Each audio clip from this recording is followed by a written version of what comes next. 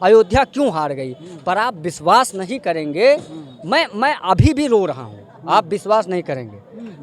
मैंने एक प्रण ले लिया है, संकल्प ले लिया है कि जिस थी आप स्वामी हैं और तमाम और साधु संत हैं, लोगों को क्या अपेक्षा थी कि क्या वो यहाँ से भारतीय जनता पार्टी का प्रत्याशी चुनाव हार जाएगा, लल्लू सिंह यहाँ से चुनाव हार जाएंगे?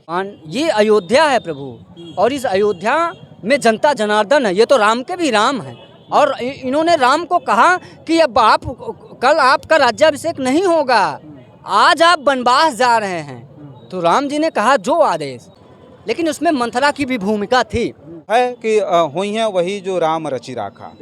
तो लगता नहीं कि ये जो अवधेश प्रसाद जी यहाँ जीते, इन्हें सेवा का मौका दिया रामलला ने, भगवान राम ने उनको आशीर्वाद दिया अपना? बिल्कुल, कोई पुण्य रहा होगा, उनका भी कोई पुण्य रहा होगा, लेकिन अखिलेश यादव जी की भी गलती नहीं है। अखिलेश यादव जी कहीं से भी जीतते, इंडिया गठबंधन कहीं से भी जीतता, यहाँ से अवधवासियों को हराना था और ऐसा लताड़ना था ना, ऐसा लताड़ना था ना कि पूरी धूल धूसित कर देना चाहिए था, धूल धूसित।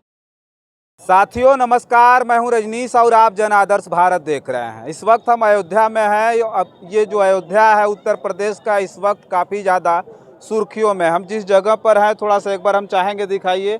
ये जो सामने आप देख रहे हैं ये बीड़ा चौक है और ये रास्ता हनुमानगढ़ी की तरफ जाता है, राम मंदिर की तरफ जाता है और हम यहीं पर उपस्थित हैं। अयोध्या इन दिनों चर्चाओं में क्यों है ये हम बताने के लिए आए हैं। यही वो अयोध्या है जिस धरती से भारतीय जनता पार्टी ने इस अयोध्या के जो है स्मरण से शीर्ष स्तर पर अपने आप को स्थापित किया और उसके बाद आज अयोध्या अचानक इसलिए सुर्खियों में आ गया कि यहाँ से भारतीय जनता पार्टी के जो प्रत्याशी थे लल्लू सिंह वो चुनाव हार गए। उनके चुनाव हारते ही सोशल मीडिया पर इस तरह से लोगों की क्रिया और प्रतिक्रिया हो रही है कि समझिए पूरी तरह से सोशल मीडिया पर अयोध्या केवल छाया हुआ है।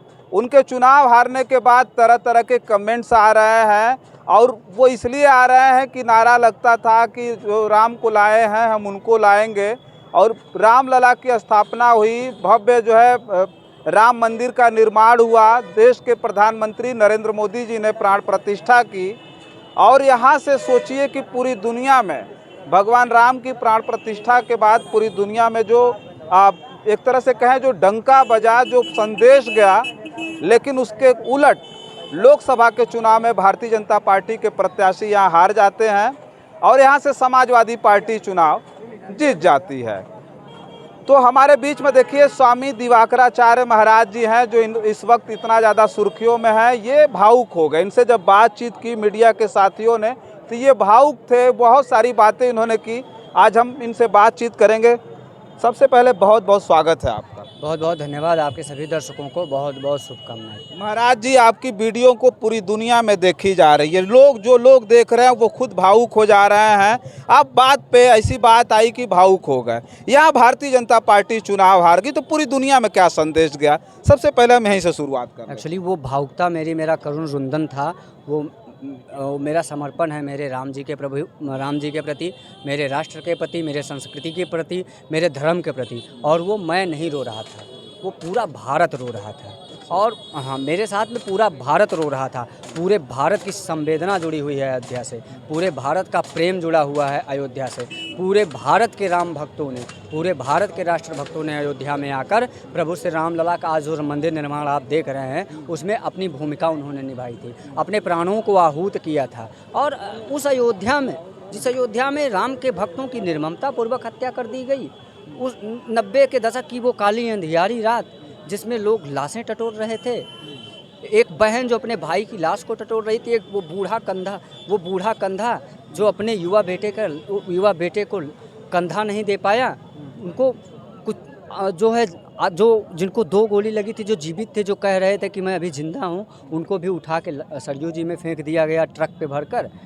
वो स्थिति कैसे अयोध्या भूल सकती है? ये विभिषिका थी पूरे देश को, ये दर्द था पूरे देश को। पर मैं सभी देशवासियों से निवेदन भी करता हूँ कि जिस प्रकार से अयोध्या को ट्रोल किया जा रहा है, कदापि भी यह ना किया जाए, क्योंकि लोकतंत्र में जनता जनार्दन होती है और जनता को तो भगवान भी अपना जनार्दन मानते थे। जैसे हम राम के भक्त हैं, हम अपने राम को मर्यादा पुरुषोत्तम राम, श्री राम, रघुनंदन, राघव, ये अनेकों नाम से जानते हैं, ऐसे हमारे भगवान राम भी उनको उनके जनादेश को स्वीकार करते थे, उनके दिशा निर्देश को समझते थे, उनकी आस्था को समझते थे, उनके द्वारा कही गई बातों को वो अपने निर्णय में रखते थे। भगवान राम ने माता सीता का परित्याग इसलिए कर दिया क्योंकि अयोध्या के किसी एक व्यक्ति ने माँ सीता का समर्थन नहीं किया, है ना। जबकि माता सीता ने बार बार अग्नि परीक्षा दी, अनेकों परीक्षाएं दी, फिर भी माता सीता के एक पूरे नगर में, अयोध्या के पूरे नगर में सिर्फ एक व्यक्ति ने,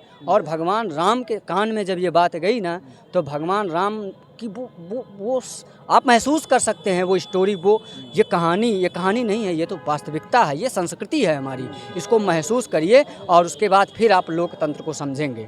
ये अगर कोई एक भी दुखी है ना, तो उसके लिए राम क्या न कर दें भगवान। ये अयोध्या है प्रभु, और इस अयोध्या में जनता जनार्दन है, ये तो राम के भी राम हैं। और इन्होंने राम को कहा कि अब कल आपका राज्याभिषेक नहीं होगा, आज आप वनवास जा रहे हैं। तो राम जी ने कहा जो आदेश, और उन्होंने उठा लिया अपना दंड कमंडल। एक राजा, एक चक्रवर्ती सम्राट महाराजा दशरथ जी के पुत्र राजा रामचंद्र, जिनका सुबह राज्याभिषेक होना था ना, इस जनता जनार्दन का जब ये जनादेश आया ना कि अब आप राजा नहीं बनेंगे, अब तो आपको, लेकिन उसमें मंथरा की भी भूमिका थी। तो ये विभिषिका है पूरे देशवासियों को। ये मेरी, मैं ऑन कैमरा रो पड़ा, फफक पड़ा, और मैं कह सकते हैं, पहले तो मैं जो साथी मेरे भाई, मेरे हिंदू, मेरे सनातनी, मेरे राम भक्त, मेरे भारतीय संपूर्ण रूप से, वो उस वीडियो के साथ थे। पूरे भारत की संवेदना उस वीडियो के साथ थी। कोई फेस नहीं कर रहा था कि अयोध्या क्यों हार गई। पर आप विश्वास नहीं करेंगे, मैं अभी भी रो रहा हूँ, आप विश्वास नहीं करेंगे। मैंने एक प्रण ले लिया है, संकल्प ले लिया है कि जिस दिन मुझे मेरे कानों में सुनाई देगा कि मैं नरेंद्र दामोदर दास मोदी ईश्वर की शपथ लेता हूँ, तब जाकर मैं अन्न ग्रहण करूँगा। मैं अन्न ग्रहण नहीं कर रहा हूँ, अभी तो मैं फल खा रहा हूँ जो मुझे जीवित रखे। भाई बीच में ही शांत हो जाएंगे तो ठीक नहीं है ना। अभी मुझे वो ऐतिहासिक क्षण देखना है जब नरेंद्र मोदी जी शपथ ग्रहण करेंगे और पूरा विश्व देखेगा कि जिसने राम मंदिर को बनवाया है, भारत की जनता ने उसे चुना है। जिसने राष्ट्र को सर्वप्रथम रखा, भारत की जनता ने उसे चुना है। जिसने सबके साथ सबके विकास का जो प्रयास किया है, और न सिर्फ प्रयास बल्कि घर घर में ले गया है, भारत की जनता ने उसको चुना है। भारत की जनता ने नकार दिया है उनको, भारत की जनता ने उनको नकार दिया है जो परिवारवाद की बात करते थे। स्वामी जी, एक सवाल हमारा ये है कि अयोध्या में जिस तरह से चुनाव हुए, यहाँ के जो साधु संत थे, वो तो हम मान लेते हैं कि नरेंद्र मोदी जी ने प्राण प्रतिष्ठा की थी, गौरव था एक अयोध्या का और बढ़ा। तो उसके बाद क्या अपेक्षा थी? आप स्वामी हैं और तमाम और साधु संत हैं, लोगों को क्या अपेक्षा थी कि क्या वो यहाँ से भारतीय जनता पार्टी का प्रत्याशी चुनाव हार जाएगा, लल्लू सिंह यहाँ से चुनाव हार जाएंगे? देखिए, संत सब महाराज, ये राजा रामचंद्र जी के राज्य में पूरा भारत जानता है, पूरा देश दुनिया जानती है कि जहाँ स्वयं राजा रामचंद्र जी हों ना, वो उस अयोध्या की धरती पर, उस भारत भूमि में सब संत सुखी विचरंत मही। आज का जो दशा और दिशा है ना भारत की, वो संतों के आगे नतमस्तक है। और आप जहाँ खड़े हैं ना, ये अयोध्या, ये संतों की भूमि है, ये भगवान राम की भूमि है, अयोध्या जनता जनार्दन की भूमि है। और देखिए, संतों में भी देवता के भी गुरु संत थे, ठीक है, और राक्षसों के भी गुरु शुक्राचार्य संत ही थे, ठीक है। तो ये अपना अपना सबका मत है, ठीक है, सभी को प्रणाम है, सब भगवान है, देवता हैं, जिनको जो अच्छा लगे करिए लोकतंत्र में। और अयोध्या किसी जो है संसदीय सीट की वजह से नहीं जानी जाती है, अयोध्या किसी लोकसभा के नाम पे नहीं जानी जाती है, अयोध्या राजा रामचंद्र जी के नाम से जानी जाती है। यहाँ कोई जो देखने आया है ना, वो अवधेश प्रसाद पासी को नहीं देखने आया है कि कौन जीता यहाँ से। ये सब प्रभु श्री राम लला के उस भव्य मंदिर को देखने आए हैं, जिसमें मोदी जी ने जिसे बनाया है, योगी जी ने उन राम लला को अपने सर पे रख कर, जो योगी जी राम भक्त बन उत्तर प्रदेश के भारत के सबसे बड़े भारत के सबसे बड़े राज्य के मुख्यमंत्री जी राम को टेंट से निकालकर अपने सर पे रख के और ठाठ में ले जाने का काम किए थे। उस राम मंदिर को देखने ये जनता जनार्दन आई। ये चमक धमक जो है ना, सब कुछ सरकार तुम्ही से है। और अयोध्या के जो राजा रामचंद्र हैं, राजा राम जानकी रानी आनंद अवध अवध राजधानी। ये राजधानी है भारत की और ये भारत की भूमि धन्य है प्रभु। ये किसी लोकसभा सीट से नहीं जानी जाती है। कोई हारे कोई जीते। स्वामी जी हम यही कह रहे थे कि है कि हुई है वही जो राम रचि राखा। तो लगता नहीं कि ये जो अवधेश प्रसाद जी यहाँ जीते, इन्हें सेवा का मौका दिया रामलला ने, भगवान राम ने उनको आशीर्वाद दिया अपना। बिल्कुल, कोई पुण्य रहा होगा उनका भी, कोई पुण्य रहा होगा, लेकिन ये अभिमान में नहीं जाना चाहिए क्योंकि पूरे भारत की करुणा जुड़ी हुई है इसमें। पूरा भारत रो रहा है इसलिए क्योंकि उनकी कोई गलती नहीं है, अखिलेश यादव जी की भी गलती नहीं है। अखिलेश यादव जी कहीं से भी जीतते, इंडिया गठबंधन कहीं से भी जीतता, यहाँ से अवधवासियों को हराना था और ऐसा लताड़ना था ना, ऐसा लताड़ना था ना कि पूरी धूल धूसित कर देना चाहिए था, धूल धूसित। ये विभिषका है। बात ये नहीं है कि हमें किसी के प्रति प्रतिकार करना है, बस हमें उस विभिषका को अपने निकालना था ना, जो हमारे साधु संतों को निर्ममता पूर्वक मार दिया गया, जिनके अंदर गोलियां गड़ी थी और जो कह रहे थे कि मैं जीवित हूँ। उन माओं के बेटों को, उन बहनों के भाइयों को, उस बूढ़े पिता के कंधों को जिसमें इतनी ताकत नहीं थी ना कि वो अपने बेटे को कंधा दे पाता, और उन्हें जीवित ही सरयू जी में फेंकवा दिया गया। आप पूरे अयोध्या में आप तो आए हैं ना, आप इसको पूरे अयोध्या में इस विषय को पूछिएगा, पर याद रखिएगा जब राम को वनवास हुआ और अयोध्या वासियों ने राम को वनवास दिया तो उसके पीछे एक अभिप्राय था। अयोध्या ने जब भी राम को कहीं भेजा ना तो उसके पीछे अभिप्राय था।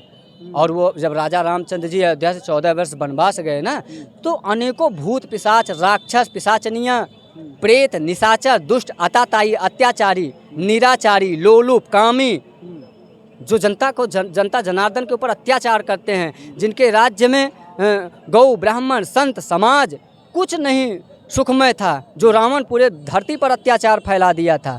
14 वर्ष में ऐसे पूरे आम जनमानस को भगवान राम ने अभय दे दिया था, निशाचरों से धरती पर विनाश करके।